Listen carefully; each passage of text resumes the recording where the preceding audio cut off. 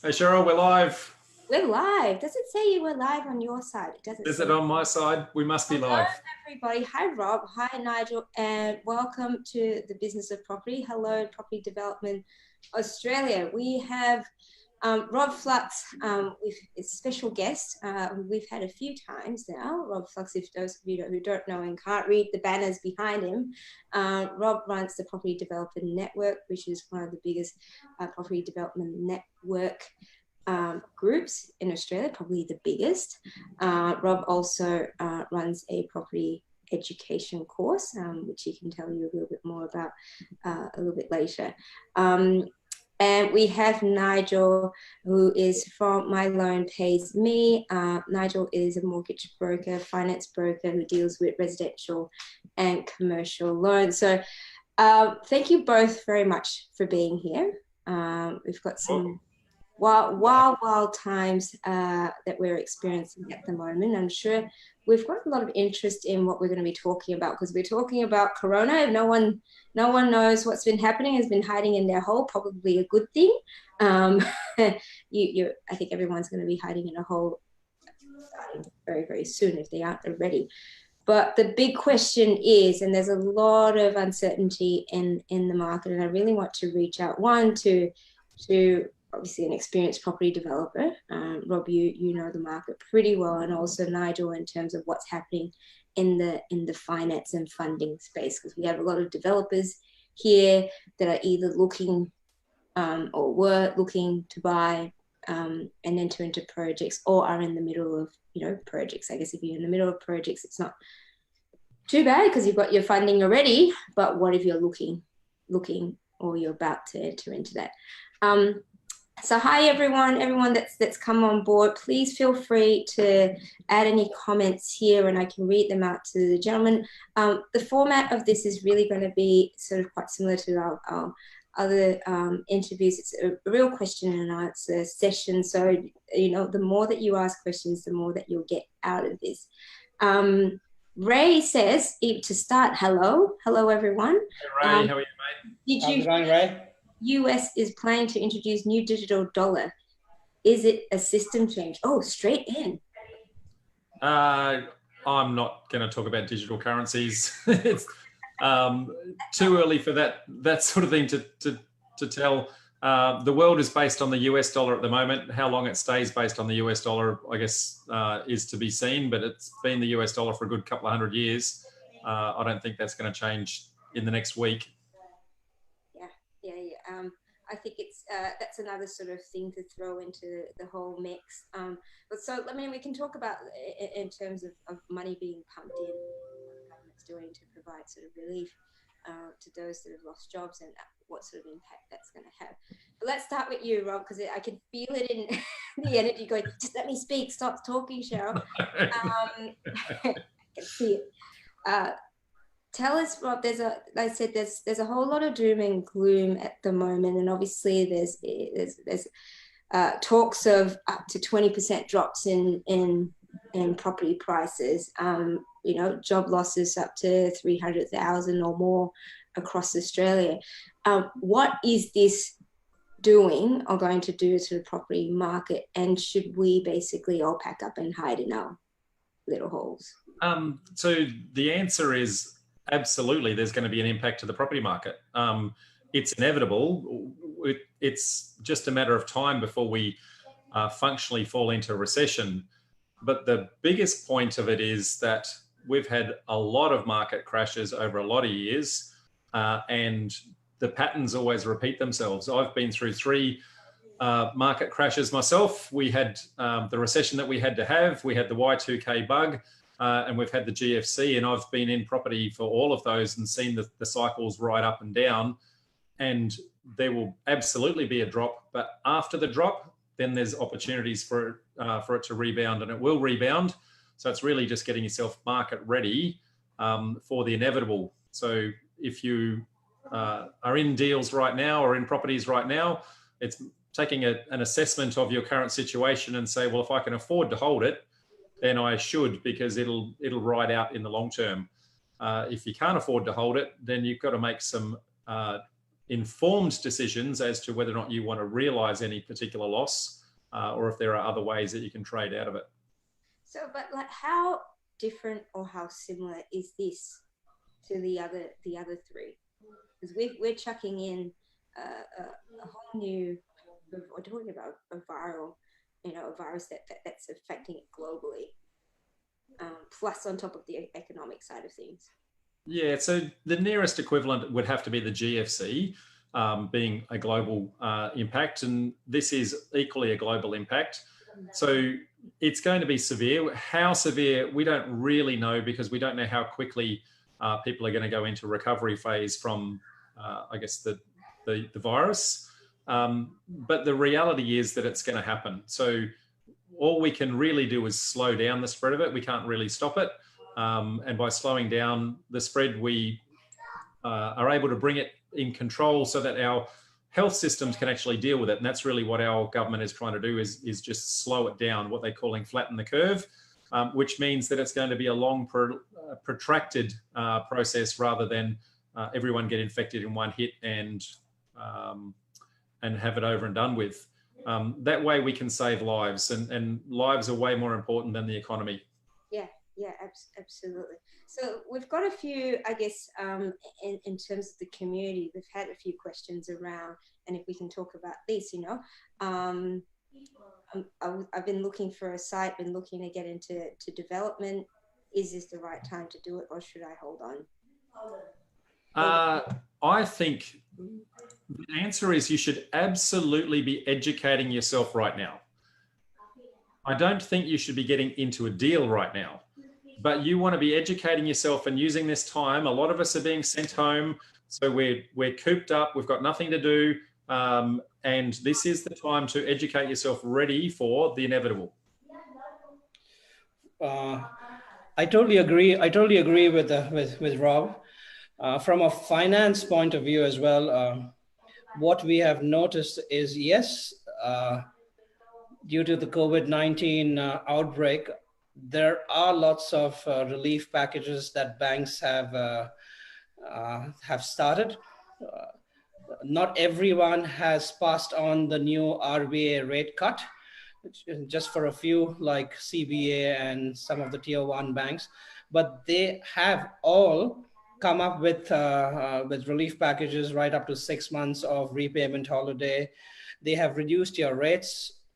The fixed rates have reduced. Some lenders have passed on the cut onto the fixed rates. So term deposit rates also have increased.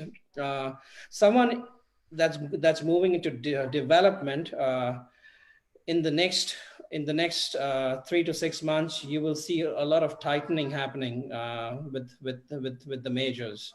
So there's always the yin and the yang. So if the banks have to drop something, they have to tighten something. Otherwise, it's going to lead up to another GFC with inflated property prices. So those who have approvals right now, or are in the process of getting approvals, I would say just get them right now. Get them, because now it's not changed. Lending scenarios, lending indexes have not moved. You want to get that till it's when you can, when you have a good borrowing capacity. But another thing to note is those borrowing capacities, the pre-approvals, the conditional approvals are valid maximum for 180 days. Then again, if you're a developer, a lot of private lenders have totally tightened. So if you had an approval last week and you went to a private lender this week, if you are a developer and looking for private lenders, for private funding, the market has changed for private funding. So if you are into the development game, or you want to get in, definitely agree with what Rob's saying, is you need to educate yourself. You need to find out what are the rules, what are the regulations, what are your borrowing capacities, and depending on the loan type, whether it's going to be a full doc loan or it's going to be a low doc. So there are different scenarios. So education is the key, because last thing you want is when you jump in and then you're halfway down the project and you need any more funding and everything is tightened, and then it's going to put you and your development and your project in strife. Yeah. So, yeah. So I'd probably be, I'd probably flesh that out a little bit more and say you want to be deal ready now. So you've got all your finances in place, you've got your pre-approvals ready to go, you've cashed in anything that I guess is surplus assets that you don't actually need. So you're ready to grab a deal. You also want to be educated to make sure that you're grabbing the right deal, but I wouldn't be jumping into a deal today. I would be very cautious about jumping into a deal today. The market is going to drop. It's just a matter, they're talking upwards of 20% drop. Whether it's 5, 10, 20, it's really hard to determine, but let's just say that it is going to drop. But after it drops, what is most important is to understand that our market fundamentals are still strong. We still have huge population growths. We still have an undersupply of property in most of the capital cities, and interest rates are at the lowest that they're actually going to be. We've pretty much got all of the right market drivers pointing in the right direction. The only thing that we don't have is, I guess, market sentiment. And market sentiment is clearly very low at the moment because of what's going on. And is that, we talk about market sentiment, and it is, you know, a lot of that is the emotional side of things. Obviously, we've got a whole lot of job losses, and that's going to, you know, take a few weeks to really kick into places to the real impact of that. But, you know, banks and the federal government's really pumping it up to try to still stimulate, but I think it's more to keep things afloat. First, I mean, if you aren't already aware, if you're in business or in employment, and if you haven't already looked into the packages that are available to you, definitely do. But are either of you aware of any of these that, say, developers might have access to? I'm not aware of any that developers have access to. I guess there's funding as a small business if you employ people. So if you're a developer that happens to employ people, and I'm fortunate to be one of those, then there's small compensations you can get, but it's not really going to help you to acquire your property. It's intended to try and keep you employing your staff. If you can keep employing your staff, they're going to keep spending money in the economy. If they keep spending money in the economy keeps ticking over. So that's what the incentives are there for. It's not to incentivize us to go out and profiteer from the process. And I'm very much not wanting to be an ambulance chaser in this scenario either. But you know, there's inevitably going to be people that are fire selling properties, and so it's really trying to be ready to take on those opportunities should they be there. But make sure you do that in a way where you're actually helping that person out and not just taking advantage of them. Yes, absolutely. And we're finding, you know, there's talks in the community and the groups about, you know, the few people who have rental properties and their tenants basically advising that they've lost their jobs. We've seen a few people sort of reach out and say, well, we can sort of carry a little bit of the weight at the moment and offer, you know, whether there was no rent or reduced rent. So definitely, you know, we talk very much about how we're able to help each other in the community and not necessarily take advantage of the situation here. Before we continue, I've got a few sort of comments here. Ray's referring to the stimulus bill again from the US, but fixed rates, he mentions fixed rates have been reduced. And that's interesting, Nigel. Fixed rates reduced, but variable rates haven't. And why is that? So I guess at the end of the day, banks, they are a business, right? So at the end, they have to look after their shareholders as well. So by passing on the rate cut to the fixed rates, they are still giving clients the benefit of reduced rates, but at the same time, they want to make sure they retain these clients for a long term as well. And they're not just going to have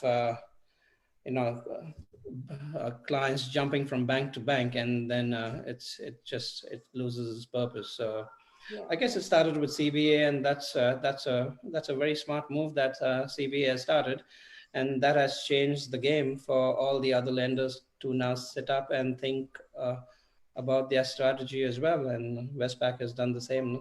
So yeah, it's just about customer retention now for all these lenders. Are you finding that which part of your business at the moment, obviously you're doing finance, is the busiest, like it's keeping you on your toes? Is that the whole refinance space? Definitely, as at this stage of, at this point of time, refinancing is the biggest chunk of my business, because and that's what I always tell all my clients, that you need to have a look at your existing rates, because this is the golden opportunity to actually now save, and that could boost helping you guys pay your mortgage a little bit much faster, because we have clients that we have saved for their rates are almost about 0.9, 90 basis points higher. So because they have been on old rates, not reviewed, didn't know what was happening. And yeah, this is a time for everyone to go back and check, because a lot of customers don't know what they are on. Yeah. And if you don't ask, you'll not get. So the first thing I tell all my clients is go back to your banks and start negotiating.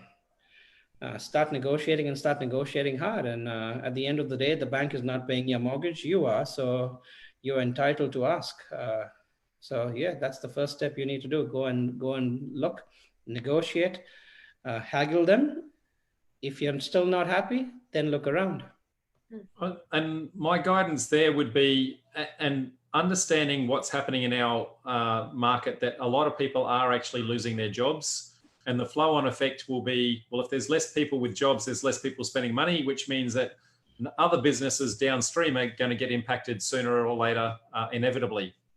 So whilst you have an income, now is the time to get that refinance. We don't know what's going to happen in a week, in 2 weeks, in a month. But if you've got an income right now and you've got an opportunity to reduce your rates, if you've got an opportunity to get yourself in a position where you can get yourself deal ready for an opportunity that might be around the corner, now's the time to do that. Be ready, be alert but not alarmed, is what I would say. Sure. Exactly, because you never know when your situation can change, and then you have no choice. And then when the bank knows you have no choice, that's it. They're not, there's no room for negotiation. Because in terms, and why, Cheryl, why customers are refinancing like crazy is because there are banks that are offering a refinance cashback as high as 4,500 per refinance. And if you have multiple properties, they are offering 3,500 per property. So if a customer has 3 securities that they're refinancing, that's 10,500. That's crazy. Never seen something like this. It's absolutely nuts. And on top of that, you get the golden rate, which we have never seen in Australia for all these years. So yeah, definitely be finance ready. Go and just look and review your rates and see what you're on right now, because that's going to save you thousands of dollars. Okay. Yeah, probably the biggest advice I'd say, Cheryl, is to not panic, right? To use the time that you've got right now to prepare, but not panic. I would not be selling property right this very moment unless I had no choice. If I can afford to hold property, I would absolutely hold the property. The market drop will come back. It's really just a matter of whether or not you, in that short term, whether or not you can actually take the negative cash flow that may impact on you in the short term. But from a capital perspective, it'll come back inevitably. If you are forced to sell, then I would be taking whatever money is on the table right now. Don't be haggling for the last dollar. Be grateful for the fact that there is somebody wanting to buy your property right now, because the number of people going through home opens and the like right now has dropped massively, and it will continue to drop as, one, people are afraid to actually interact with other people in case of spreading it, and 2, there's less people with money at the moment because people are losing their jobs. So if you've got a willing buyer that's paying a fair and reasonable price, take the money that's on the table. Yeah, absolutely. Because if the numbers stack up, if what government says comes through, that in the next 6 to 12 months, we're gonna have job losses as high as 300,000, there's going to be a lot of supply as compared to demand. And due to that curve, you can see property prices drop by even 20%. And that's the time to be buying. So if you get yourself deal ready now, and when that happens, whether it's a 10% drop, whether it's a 20% drop, the time to buy is, I guess, at the bottom of that cycle. And especially if you're doing it from a development sense, because you know that by the time you do your development process, get all your approvals in place, get all of your construction completed, we're actually full into the recovery mode at that point, because I think it's going to take about 2 years for us to get back to where we are right now. And if you're doing something that involves construction, that's really about when that's going to occur. And our market fundamentals still have population growing, so we still need the housing, we still need the stock. And my question around also that construction itself, like how is the construction industry going to be impacted by this? And you know, does that mean construction timeframes are going to be pulled out as well, because you're not getting as many trades on site? But in any case, it's not like everyone's hugging and kissing. We hope not. But you know, or are they considered an essential service? I don't think they're deemed to be an essential service, but so is there likely to be a time where all of Australia shut down? Is probably the better question, in which case that will then take out the building industry and others. But I guess until then, they're going to keep working as much as they can, because they need work to pay the bills. So people are going to continue to work as within the best of their capability in the short term.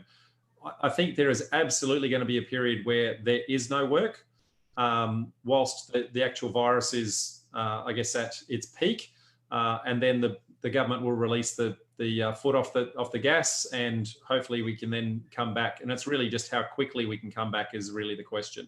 Yeah, I'm going to sort of shoot you a few questions and comments now. Rahula has asked, if I am ready to sell a few townhouses, should I sell now or hold? I think you might have touched on that point before, Rob. Well, I have, but I'll be a little bit more specific. It's not about whether you're ready, it's whether you have to. I would not be selling unless I really had to. I would be trying to hold on at this moment in time. If you have no choice, then sure, sell them, but sell them at a fair and reasonable market price, and don't be greedy. If you don't have to sell them, hold on. Tom says, honest advice, guys. Some are still spooking the market. You'll probably find that there's a whole bunch of Facebook ads that were loaded up 2 or 3 months ago that is still in the cycle, where people have just kind of forgotten, they've kind of gone home and forgot to tell their marketing guy to turn it off. Yeah, the fundamentals are strong, absolutely. But I guess today is not the day to be buying a new property. Yeah. Well, you've got a very keen person here, Vinod, who says, Hi guys, I come from Myanmar to attend master's degree in property development in New South Wales. Probably not the best time. He wants to get an internship in property development and willing to work for free. So any case, very, very keen. If you want to talk about mentoring, Rob's probably the best person to speak to in this forum here. I would say tongue-in-cheek that if you're wanting to work for free, probably now's the best time to do that, because there's not going to be many people employing. That's right. Exactly. But it's a great time to be learning. It's a fantastic time to be learning. Absolutely. Absolutely. So what is sort of, let's talk about a bit about this being prepared, and how, particularly those who are listening who are in the situation where they've either lost jobs or have had hours reduced. What might be some sort of tips and advice from either of you as to how to get through this at the moment? Not that it's sort of, it's, you know, not talking. Well, I guess it's always difficult when there's, sorry, Nigel, it's always difficult when there's job losses involved. It's a very difficult situation for everyone. And I empathise with everyone concerned. We've got challenges in my wife's business where that's potentially have to close down, and we're seeing all the people impacted in that. So I empathise with everyone there firstly. But what I would be saying is have a look at your current budgets, your income and your expenditure, and have a look at what have you got right now that is a sacrificial expense that you don't need. What is the massive internet bill that you're paying that you don't need that larger plan? What is the massive phone bill that you don't need that larger plan? What is the lease that you're paying on your car that you don't need that lease because in the next 6 months, you're probably not going to be leaving your home for a little while. You know, have a look at opportunities like that to say, where can I reduce my expenses as much as possible to make sure that whatever I've got can eke me by? That's probably the first element to it. Then have a look at your assets and liabilities, I guess the properties that you've got in your portfolio. Start to have a look at them in a great level of detail and go, if I've got tenants in them right now, when is the lease actually due? And what can I do right now to make sure that that lease stays in place for as long as possible if it's becoming due? Maybe you need to renegotiate a slightly lower rate in the short term to let them through. Understand where your break-even point is so that, you know, if something occurs, if your tenant can't pay the rent, what's going to happen to you? And try to do that right now while you're not emotional. While you can actually do that with a clear head and look at things, I guess, more on a dollars and cents perspective rather than emotional.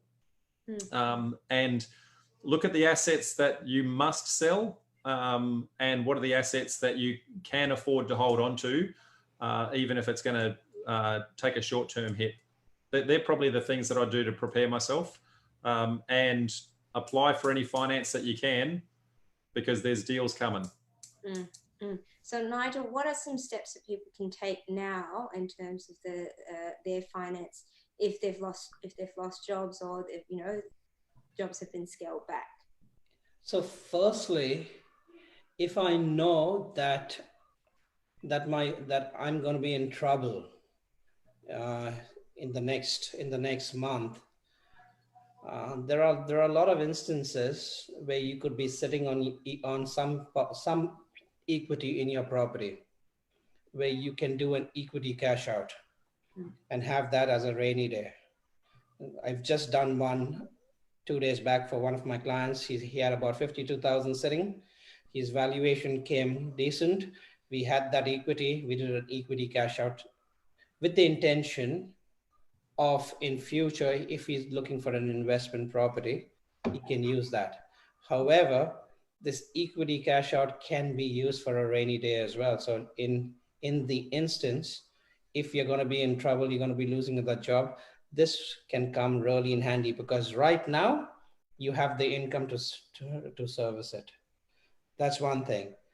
If you have already been notified that your hours are going to be reduced, definitely what Rob mentioned about having a budget in place, paramount important.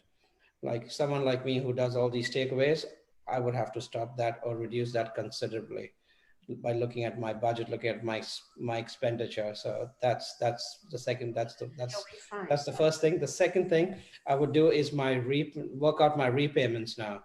So there are instances where you have the option that if you can't make the repayments, rather than directly going into hardship and applying for hardship with the bank, there are options where you can convert your principal and interest repayments into interest-only repayments. So obviously your loan is you're not paying off your loan, but it's your repayments get reduced. So that is the next step I would take to work out and see if I go interest only, how would that impact my lifestyle, and and without causing any financial distress on yourself or your family. If you cannot make the repayments, then the next thing you would have to do is approach the bank, and then the bank would work out what options you would have. With the current scenario, you have a 3-month repayment holiday, and even after 3 months your situation does not change, for the first time they will increase that 3 months to another 3 months, so you'll have 6 months. But bear in mind, even though you're not making this repayments, when you say a repayment holiday, that means you're not making any repayments for 3 months. It comes with a cost. Your interest is compounded daily, and it's going to be added on top of at the end of the month. So it's going to be over 3 months, and that will push you couple of years backwards with all the interest accumulated and compounded. But at the end of the day, if there is no choice and this becomes the last option, yes, this is what I would do. But firstly, look at interest-only options to push it. Sorry to interrupt, Nigel. How quickly are the banks implementing these loan holidays? They have just passed the directive, so definitely everyone, all the lenders and all the credit team is aware of what's going to happen. It wouldn't happen immediately. They would try to work out options, because that's the last thing even the bank wants to do, because they know for a fact that even a 1 month repayment holiday can push the client 5 years backwards. So they will work out different options with the client. And then if there's no other choice, and there's just, like, for example, just the wife or the husband is working, and that income is not enough to make any loan repayments, they would probably implement this sooner than later, rather than later. Sure. Thanks, Nigel. I've got a few more questions that have popped up, so I'll address those.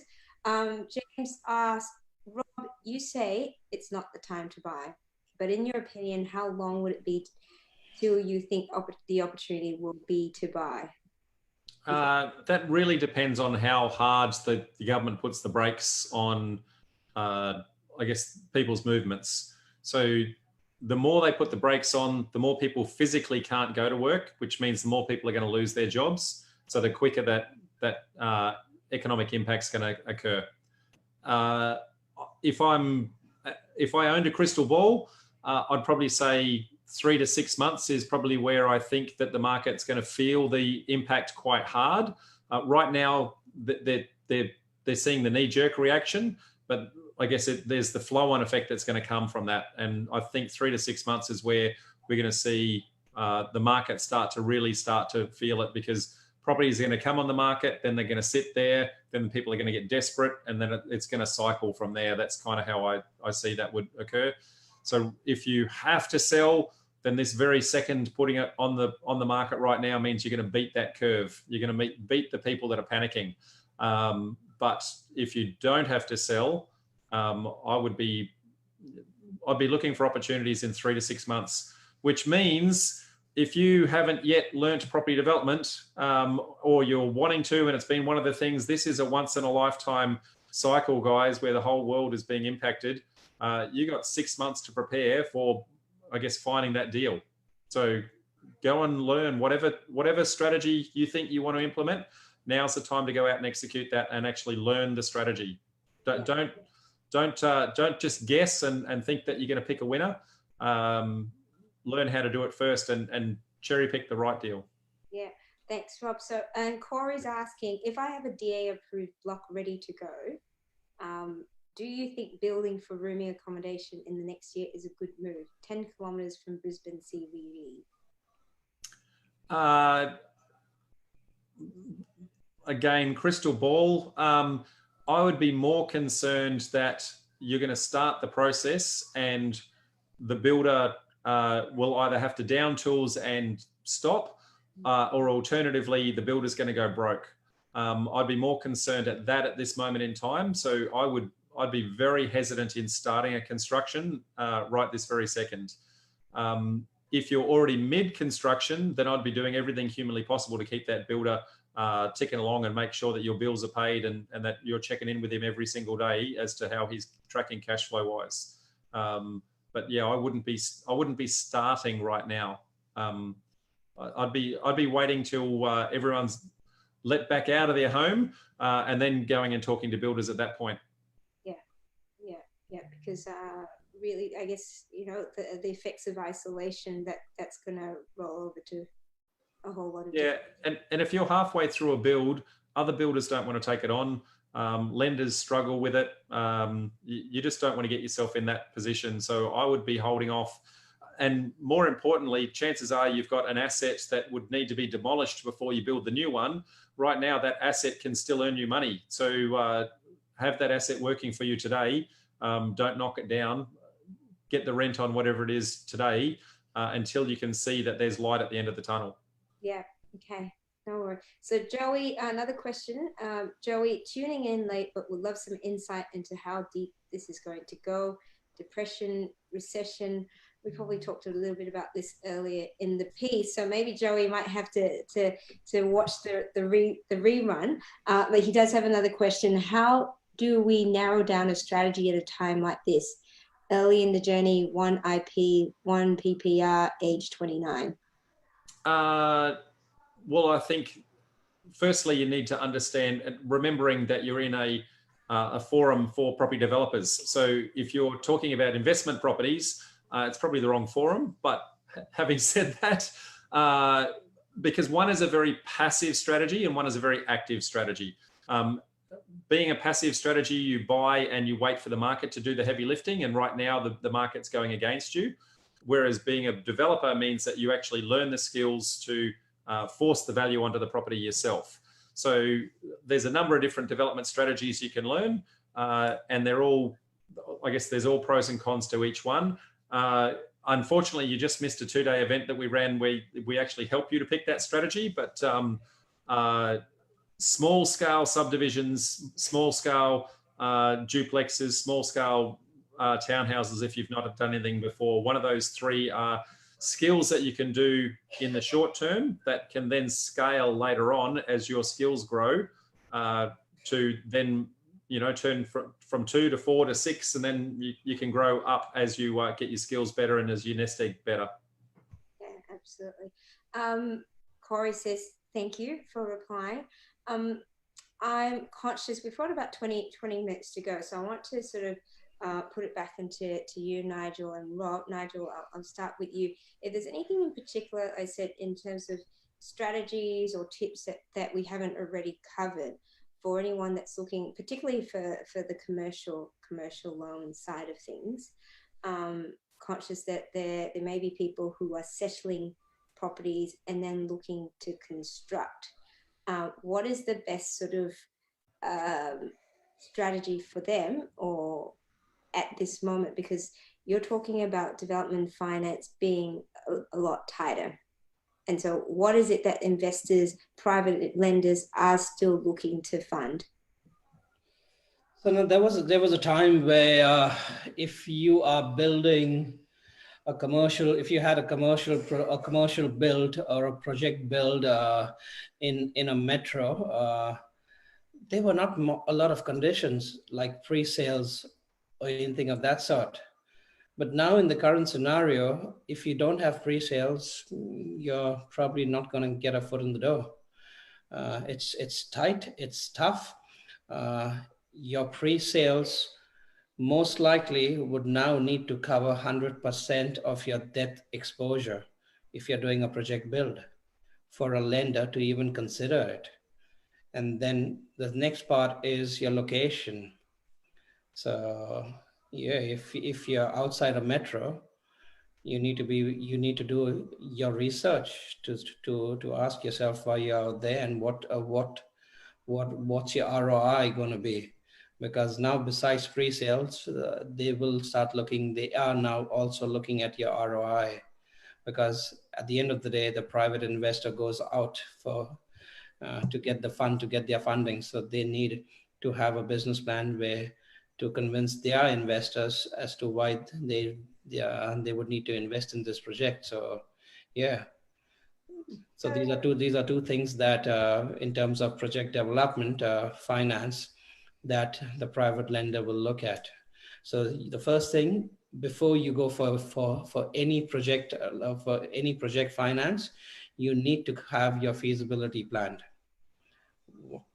Develop and create a feasibility plan, and based on that, and then submit that to your private lender, and then based on that, because how project development would work, finance for project development, the lenders will lend 65% of the NRV. NRV is the net realization value, which is the GRV less tax. So they will lend that based on your feasibility plan. So yeah, it's understand the process, learn the process. Before you jump into any project development, make sure the first thing I would always recommend is create a feasibility plan and see how feasible that project is going to be worth. And then that way, you know, how, if you need finance, how easy or difficult that could be. And then obviously based on location, what's your pre-sales?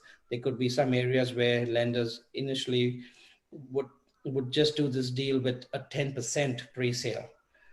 But now that 10% is increased to 50. So yeah. Has that just been in the last few weeks? Because, you know, we went for having to have pre-sales to cover debt to, you know, in the last 6 to 12 months, lenders not requiring the need for pre-sales because it was very much an owner-occupier market. Yes. Is that because of the virus that private lenders 100%. Have gone back to needing some? 100%. Yes. In terms of normal residential lending, the rates have gone down. In terms of project finance, they have increased and they have tightened. I just had a deal last week that was all fine, and the lender just changed. It just did a 180 degree. So that's the market for private lenders right now. They've become very skeptical and they're super conservative. Mm. No. Rob, have you experienced this at the moment? Have you had much to deal with that space? I'm not in a cycle where I'm requiring any pre-sales at this moment, so I guess none personally. What I can say, I was in the process of refinancing irrespective, and what I've found is that the whole process has slowed down. I guess the timeline. Firstly, they're being overworked because everyone's coming to them, and secondly, there's just not as many people in the office, so the timelines are taking a lot longer. And I would very much anticipate that their risk appetite has also dropped significantly as well. So whilst I haven't had that experience, I can certainly see how that would occur. Okay, so the message here, it seems to be one of take caution, take time, be patient. What else would be the takeaway message here, Rob? And then I'll head to Nigel so you can have some thinking time. Would you humour me in doing a slide or two with a couple I've prepared earlier? Itching to slide away. Go ahead, Rob. So firstly, don't be this guy. Be prepared, guys. The market, we know what's coming, so now is the time to prepare yourself. We touched on it before. How do we go and have a look at our budgets? How do we look at our assets and liabilities and that sort of thing? Where can we reduce costs and know that that's coming? What I would say is be alert but not alarmed. If we have a look at all of the crashes that have happened over time, and there's been a lot of them, you'll see that every single time there's been a crash, there's equally a recovery on the tail end, and it does come back. So if you are in a position where you can afford to hold, then hold, because it will come back to you. If you can't afford to hold, then now is the time to be making those decisions, not in 3 months' time when the rest of the world is panicking. Make those decisions now. What I would say, though, is that if we have a look at this slide, this is the ASX 200 index against the CoreLogic Home Value Index. And what you can see in the blue line is the share market, and where the share market has a peak and then a lag, the property market also has a peak and a trough, but there's a lag behind it. And more importantly, the impact is less. Okay, so the share market will drop a lot further than the property market. And that's because people will tend to hold on to their assets for longer. They won't want to realize a massive loss. Whereas in shares, they're talking about tens of thousands, whereas in property, they're talking hundreds of thousands. So people will tend to hold on to it for a little bit longer and ride that curve. So know that the impact is not going to be as big as you see in the share market, but the share market is a massive indicator of what's going on. But for every market where there's negativity, there's also positivity, okay? So there's always going to be opportunities. So as an example, here's a share market, Zoom teleconferencing. If you have a look at where they were in January and where you look at they are today, they've gone massively up.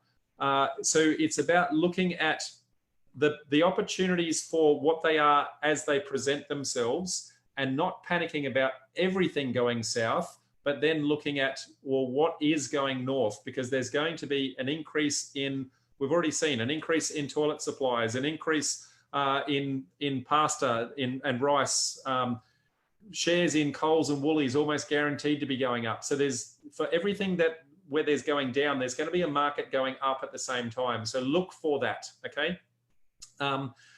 What I would be doing is do what this guy does, Warren Buffett, be fearful when others are greedy and greedy when others are fearful. So people are starting to panic right now, and that you're going to see the market start to drop off. That's where the opportunities are going to present themselves, at the bottom, knowing that it's at the bottom and it's going to come back. So I would not be fearful right now. I'd be alert but not alarmed and looking for, how do I prepare myself for that? How do I get deal ready? How do I cash in anything that I can afford to that is not going to be deemed a fire sale? How do I get my finance pre-approved? How do I reduce my current income and expenditures? And how do I go out to whoever's out there that owes me some personal money and seeing whether or not they're in a position to give that back right now? Because if they're owing you money right now, if you go to their house, I guarantee they're home. Okay, so now's the time to go out and call in that favor. That's kind of my, be prepared, folks. Be prepared. And if you're prepared, you can make educated decisions. And the thing is, I'm very much an optimist that, I do believe, like I said, being able to see what's happened in the past, that it will pass. It will pass. It absolutely will pass. And there's going to be tough times now, for sure. But know that it will pass. And it's how do we get through this little phase? Yeah. Nigel, any sort of messages to the community before we sort of start to wrap things up? Yeah, definitely. The first thing, budget. Second thing is, if you have a mortgage, go and review your rates, talk to your bank, talk to if the bank's not supporting you, go and do your research and look around. And the number 3 is, if you are looking at purchasing, work out your approvals when everything is bright, and because things will change and banks will tighten up. So definitely these things, that will help you save as well. Absolutely. Thank you. If anyone is looking, so we've got some pretty, I think the good thing is that we've explored pretty much sort of the threat and opportunities there. We do know that it's going to be a bumpy ride. If you have the capacity to bunker down, do so, but get yourself ready, get yourself educated, get yourself prepared, because the market will pick up. And we've got someone here that's in the education space. Look into joining virtual networking sessions. Start learning from that if you're not already educating yourself. I mean, we're all sort of stuck in isolation. We might as well do something beneficial out of this. Rob, you're going to say something? Oh, is that the right time for me to give a plug to my virtuals? Yeah, of course. So we've been running monthly networking groups all around the country for the last 8 years or so. And obviously in the current times, we've turned that into virtual events. we're using those opportunities to keep people up to date with what's happening in the market everywhere as we go. Typically, we ran a meeting in Brisbane, Sydney, and Melbourne each month, and it was always dedicated to that particular jurisdiction. We're still keeping that theme, but what we're doing is we're opening that up to our members to say, well, just because you're in Sydney doesn't mean you can't turn up to the Brisbane market and the Sydney market and see those meetups and get to know those sorts of things. So if anyone's interested in those, I can give Cheryl the link to jump on and join our community and get up to the date info. And because we're running those pretty much every week, we're keeping very much on top of what's going on. Yeah, highly recommend being out there, particularly if there's a whole lot of doubt, concern or fear that you're feeling. It's good to be able to be surrounded by others who may or may not be feeling the same, but at least probably give you a bit of comfort around where you're at the moment. Yeah. Definitely, the strong message that I want to give is definitely one of community. So really, as much as we are sort of apart, we are so fortunate to be in that situation where we can virtually still hang out with people, and share knowledge, and provide support. So anyone that's going through a bit of a tough time at the moment, reach out to, let's see how we can help out. If you have a bit of spare time, definitely look at filling that up with some education, and also, looking at your personal finances to see whether you should be benefiting from some refinancing as well or otherwise. Speak to Nigel about that, which I'll also include a website link to him also. Just a small thing as well, Cheryl, about what I'll just, so that the viewers know also what we are doing as a business as well. Just guys, just in case you don't know what I do, I am the founder of My Loan Pays Me. We've been live for 6 months testing out our system, and you will see us on social media very soon. The reason we are called My Loan Pays Me is we want to do something for the community by actually truly giving back. Just as the name suggests, we will be the only fintech. So My Loan Pays Me is a fintech. We are a mortgage broking company, but we're a fintech. So everything's online, and you can go online and do everything online. You will have face-to-face or video conferencing with brokers like myself or my team. So what it does is, the reason for the name is we will be the only broker fintech in Australia that will be giving our customers a cashback every month for the life of your loan. So how that works is, as mortgage brokers, we have tied up with most of the lenders. We've got 30 lenders, right from Westpac, St. George, and the rest. We will, as mortgage brokers, the mortgage broker receives an upfront and a trail. We are going to be sharing that back to our clients for the life of their loan.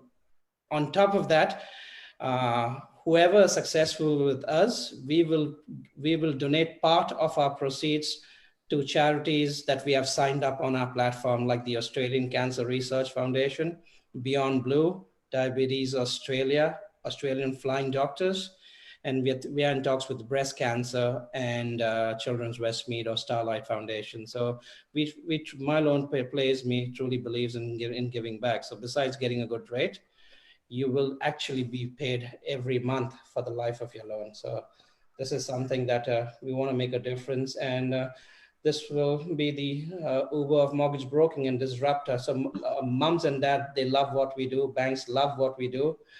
Possibly the mortgage brokers may want to burn my business down, but that's okay. That's okay. You can't be loved by everyone. I'm sure borrowers at the moment, if they can get refinance and then money back in their pockets. Absolutely. We are doing refinances as high as 4,500 per property, or 3,500 if you've got multiple properties for each of your property that you refinance. Yeah. So I'll send you my link, Cheryl, and then you can share it with the group. And whoever's interested, I'm happy to have a chat. Thank you. I think that brought both of you and your input. I want to say thank you very much on behalf of the whole community. I think that was a lot of value that both of you brought. Hopefully, like I said, a bit of a very thoughtful and considered approach to what it is we're doing in the property space, particularly development. It's risky enough without having a global virus attacking it. So definitely want to be able to get yourself prepared and cautious how you're going forward.